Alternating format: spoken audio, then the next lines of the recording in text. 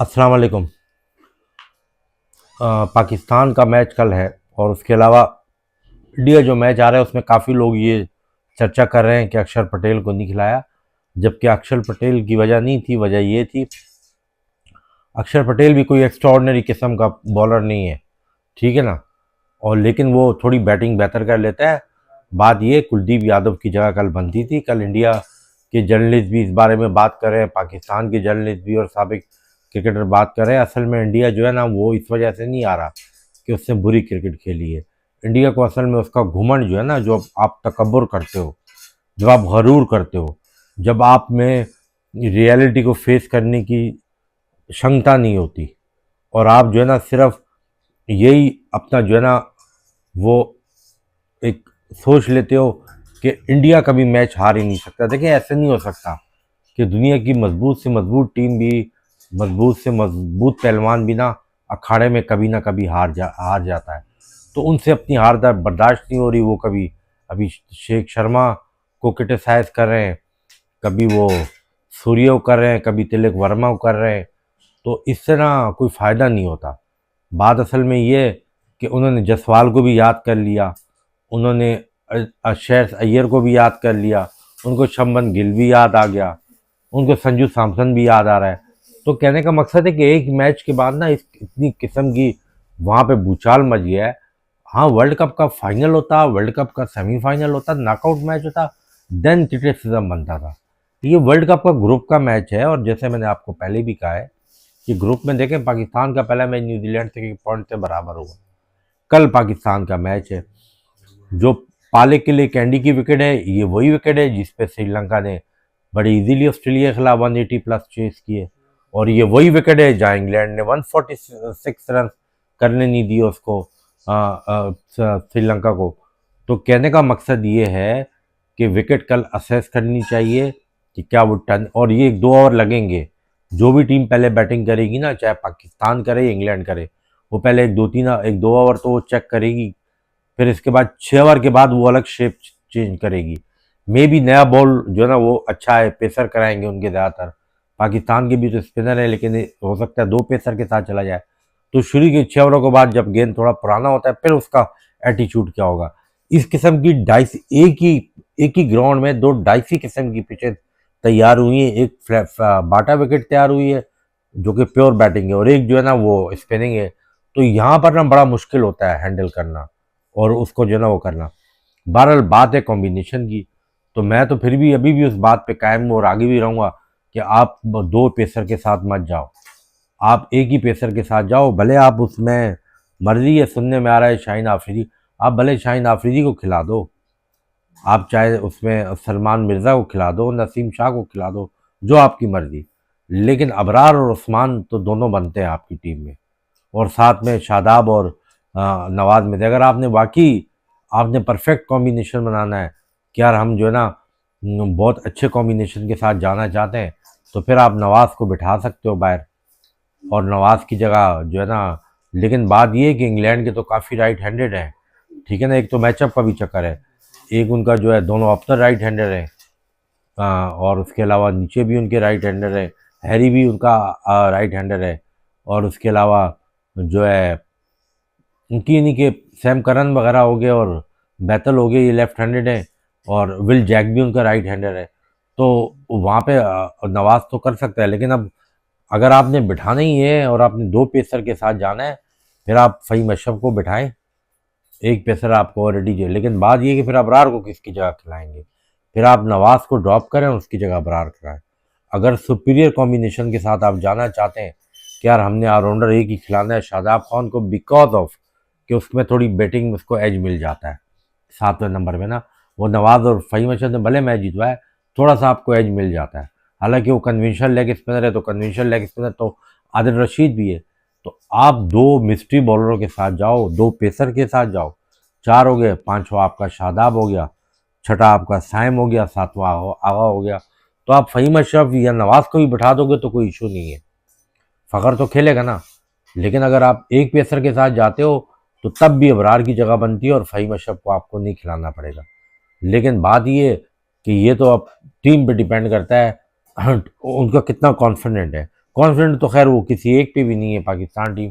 और यही हाल जो है ना वो इंग्लैंड का है, उनका भी कोई एक्स्ट्रा ऑर्डनरी किस्म का, फिल शॉर्ट ने वो जो है अपने हिसाब से इनिंग थोड़ी खेली थी, वो तो बहुत तेज खेलता है, उसने तो बहुत एक लंबा वो एक एंड देखा था। मैं आपको वही बोलता हूँ कि अल्ट्रा एग्रेशन बेसबॉल इंग्लैंड ने डेवलप की थी, जब वो खाई में गिरे अब वो कन्वेंशनल क्रिकेट पे आ गए। जो फील्ड शॉर्ट इनिंग खेला है ये तो जो रूट भी खेल सकता है, ये नहीं एक तरह का। तो कहने का मकसद है कि बाज़ औक़ात पिच आपको डिक्टेट करती है, वो आपको बोलती है आपने इस तरह खेलना है।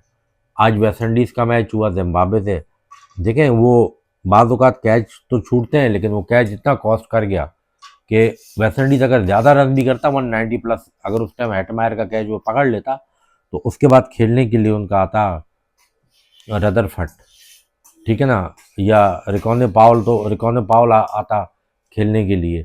तो उनके दोनों जो ओपनर हैं ब्रेंडन किंग और शे होप, मैंने आपको कल भी कहा था कि ये लोग कन्वेंशनल क्रिकेटर है, यानी शे होप लीगें भी खेल चुका है, और ये P S L I P L वगैरह ये खेल चुका है अपनी भी, लेकिन वो टेक्निकल बड़ा स्ट्रॉन्ग है। ब्रेंडन किंग वो भी टेक्निकल स्ट्रॉन्ग है, वो थोड़ा सा एग्रेसिव खेलने की कोशिश करता है। ब्रेंडन किंग का खेलने का स्टाइल टोटल सावधाना फरहान वाला है, लेकिन वो भी दोनों उन्होंने देखो ना अपने टेक्निकल कन्वेंशनल किस्म के ओपनर रखे हैं। 3 पे आता है हेटमायर, चौथे पे आता है रोन पॉल, 5वें पे आता है रदरफर्ड, उसके बाद छठे पे उन्होंने रोमारियो शेफर्ड को लिया है। लेकिन मेरे पर्सनल हिसाब से इस मैच में शायद वो रन रेट की वजह से कि हमें जिम्बाब्वे की एक हल्की टीम मिली है, तो उन्होंने उसका फ़ायदा उठाया। लेकिन रोस्टन चेज साउथ अफ्रीका और इंडिया के खिलाफ ये शेफर्ड की जगह जो है ना रोस्टन चेज, अब मुझे नहीं पता कि फोर्ड जो है उनकी उसने जो है ना कोई एक, मैंने क्योंकि उनकी बॉलिंग नहीं देखी कि फोर्ड ने कोई एक्स्ट्रा ऑर्डिनरी किस्म की अगर बॉलिंग की हो, अदरवाइज़ तो रोस्टन चेज की किसी भी जगह बनती है कि रोस्टन चेज एक तो बहुत अच्छा ऑफिस में है, दूसरा वो एक बीच में ऐसा प्लेयर है जो मिडिल में भी आके ना एक एंकर का रोल करके, अगर लेट सपोज किसी मैच में इनका ब्रेंडन किंग और ऊपर हेटमायर जल्दी आउट हो जाता है या पावल में से, तो फिर तो इनको वही कन्वेंशनल क्रिकेट पे आना पड़ेगा ना, क्योंकि पावर हिटिंग का मतलब ये है कि जब तक आपकी लग रही है, आपकी 6 में 55, आपके 8 ओवर में 80, आपके 10 ओवर में 90 99, लेकिन एक दो विकेटें गिरती हैं, वही टीम जो 200 प्लस कर रही होती है 170 समथिंग करती है। तो ये बड़ा ना T20 भी ना ये मुख्तलिफ, ये लोग फजूल किस्म की बकवास करते हैं कि एक सुपर पावर एक पावर ओवर एक पावर प्ले का फेज़ होता है और एक 7 से 15 का होता है। 7 से 15 का एक फेज़ नहीं होता, 7 से 15 के फेज़ जो है ना वो उसके अलावा जो 15 से 20 के जो फेज़ हैं वो 2 फेज़ होते हैं, वो एक फेज़ नहीं होता, वो 2 फेज़ इसलिए होते हैं। अगर 7 से 15 में आप पहुंच गए और आपके पास 5 ओवर रह गए और आपके पास विकेटें बहुत है, तो फिर आप बहुत तेज़ी से रन करते हो। लेकिन आपके पास विकेटें नहीं है, फिर आप 16वां ओवर भी बड़ा केयरफुली खेलते हो, 17वां भी खेलते हो, कहीं 18वें ओवर के मिड में या 18वें ओवर से आप स्लॉगिंग शुरू करते हो। तो ये 4 फेजेस पे ना ये डाइवर्ट होती है। 3 आसान नहीं है कि पावर प्ले देन ये और देन ये, जो लोग कैलकुलेशन करके बैठते हैं। बहरहाल कल पाकिस्तान और इंग्लैंड में से जो भी जीतेगा वो सेमीफाइनल में जाएगा, लेकिन मेरे पर्सनल हिसाब से पाकिस्तान का अपर हैंड है, पाकिस्तान को एडवांटेज हासिल है। वर्ल्ड ये जो फजूल किस्म की जो फिलॉसफी है ना, वर्ल्ड कप में कभी इंग्लैंड से नहीं जीता, वो उससे कभी नहीं जीता, ये सब बोलने वाली बात है। नरेंद्र मोदी ग्राउंड में एक फाइनल हारे हैं बुरी तरीके से ऑस्ट्रेलिया से इंडिया, और कल साउथ अफ्रीका से वो हार गए। लेकिन बहरहाल अब इंडिया को भी सोचना पड़ेगा, क्योंकि इंडिया का जो मैच है वो जिम्बाब्वे वाले मैच में तो इंडिया को भी रन रेट बढ़ाना पड़ेगा। वजह यह है कि वेस्ट इंडीज़ इंडिया का लास्ट मैच है, और उस मैच से पहले अगर वेस्ट इंडीज़ ने हरा दिया इसको साउथ अफ्रीका को, तो वेस्ट इंडीज़ तो ऑलरेडी 4 पॉइंट पे होगा, साउथ अफ्रीका जिम्बाब्वे को हरा के 4 पॉइंट पे होगा, इनका रन रेट बहुत अप होगा। आखिरी वाला जो मैच होगा वेस्ट इंडीज़ का, वो वेस्ट इंडीज़ के लिए इसलिए आसान होगा, अगर वो इंडिया से जीत भी ना सका तो वो उसको एक सटन रन रेट चाहिए होगा, लेकिन शर्त यह है कि साउथ अफ्रीका के खिलाफ वेस्ट इंडीज़ जीते। अगर साउथ अफ्रीका से वेस्ट इंडीज़ हार गया तो फिर बहुत वसी चांस है कि वो सेमीफाइनल में इंडिया और साउथ अफ्रीका चले जाएंगे। उस ग्रुप का डिपेंड कर रहा है साउथ अफ्रीका और वेस्ट इंडीज़ के मैच पे, उस पर चाहे वो 1 रन से जीते 1 विकेट से। उसमें से अगर वेस्ट इंडीज जीत गया और सेमीफाइनल और साउथ अफ्रीका तकरीबन थ्रो कर जाएंगे। लेकिन अगर वो मैच हार गया तो बड़ी प्रॉब्लम हो जाएगी उसके लिए, वेस्ट इंडीज़ के लिए। और साउथ अफ्रीका जो है वो क्या इंडिया क्या 300 रन करेगा जिम्बाब्वे के खिलाफ? जाहिर है फिर वो तो एक मैच तो होगा, इतना बहुत बड़े मार्जिन से नहीं होगा। मोटी के बारे में मैंने पहले बोला था कि उनका बेहतरीन लेफ्ट आर्म बॉलर है और उसने आज भी प्रूव किया है। ठीक है ना, कितनी ज़बरदस्त उसने बॉलिंग की और किस तरह उसने कंडीशन को यूटिलाइज किया है। और यकीन श्रीलंका में भी अकील और ये मोटी जो है ना, ये किसी भी ओपोनेंट के लिए, और साथ में अगर रोस्टर चेज आ गया तो ये ठीक ठाक प्रॉब्लम क्रिएट कर सकते हैं।